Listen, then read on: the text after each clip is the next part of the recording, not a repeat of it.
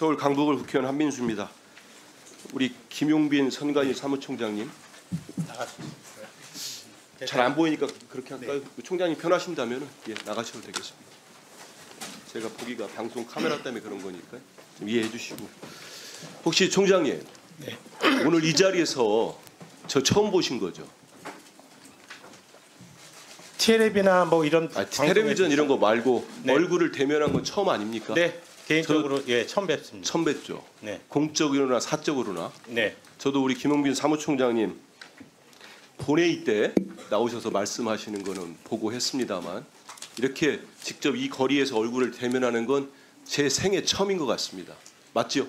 네 맞습니다. 그러면 영상 하나 좀 보시죠. 대학 전문가 분석입니다. 위조 투표지를 9,979표를 대해준 겁니다. 사전 투표장에 오지 않은 사람을 부풀려가지고 10,000표 정도를 대해준 거죠. 공정호 TV를 꾸준히 오신 분은 다 봐가고 계시겠지만 대한민국 공직선거에 이런 부정선거 방법은 합성 데이터를 만들어서 국민들에게 사기를 치는 겁니다. 가짜 투표지를 집어넣어가지고 국민들에게 사기를 친 것이 바로 김용빈과 노태악이 해온 짓거리인 겁니다. 서울 같은 경우는 3장당 1장을 집어넣은 겁니다. 진짜 가짜표, 진짜 가짜표. 모든 가짜표는 로마로 통하는 겁니다. 모든 이런 가짜표는 다 민주당 후보에게만 배겨지는 겁니다. 국힘당 후보는 절대 표를 한 표도 못 받는 겁니다. 그래서 부정 세력의 이런 부정 선거의 중심에 바로 선거 기획과 집행의 모든 중심에는 더불어민주당이 있는 겁니다. 여기를 보면은 이 영상 처음 보셨습니까? 네, 제가 알기로는 우리 사무총장님은 윤석열 대통령과 대학 과동기라고 알고 있어요. 맞습니까? 맞습니다. 제가 그 물어보는 건 저하고 전혀 관계가 없다는 얘기를 하는 겁니다. 근데 지금 이 공병호 TV에 저 사람이 얘기하는 주장은 그렇습니다. 선관위원장 노태악 위원장님 대법관도 하시죠. 이분하고 우리 김용빈 사무총장이 한민수를 위해서 44,623표를 만들었답니다. 어떻게 생각하십니까? 오늘 처음 본 저를 위해서 이런 불법적인 행위를 하셨습니까? 계속 이런 부정선거론에 대해서 저희들이 반박하는 이유 부분에서 예. 저희는 전자 투표 방식이 아니라 실무 투표 방식이라고 말씀을 드렸습니다. 지금 저 주장이 가능하기 위해서는 기본적으로 위조된 투표지를 지금 투표함에 넣는 행위가 반드시 있어야 되지 않겠습니까? 그런데 우리 의원님도 아시고 우리 국민들께서도 직접 투표장에 가셔서 보셨겠지만 투표함을 지키고 있는 참관인이 다 그걸 보고 있습니다. 알겠습니다. 네네. 예, 우리 사무총장님 설명은 익히 많이 들어서 국민들 아시는데 보시면 노태악 위원장이나 김용빈 사무총장님이 제가 받은 표를 조작할 수도 없고 할 이유도 없지 않습니까? 그렇습니다. 그러면 다음 한번 보십시오.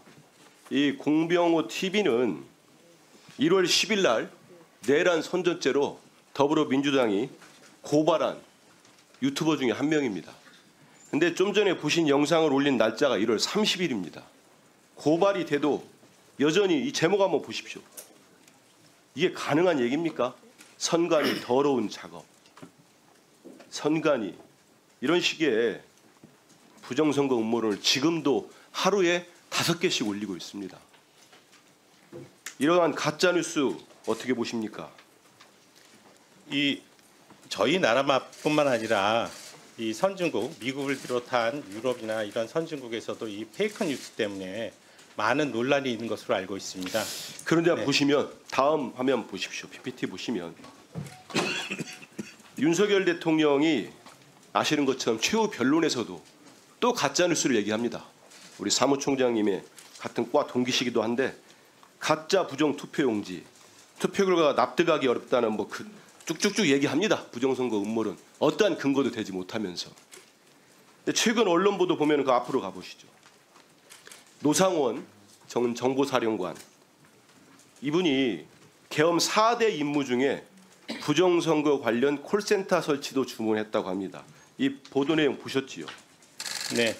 선관위 직원을 수용할 공간, 수방사 비원 벙커, 선관위 직원 30여 명에게 질문할 공간, 양심 고백을 하고 콜센터를 설치하고 지시를 불이행하면은 체포 조치 경고를 한다.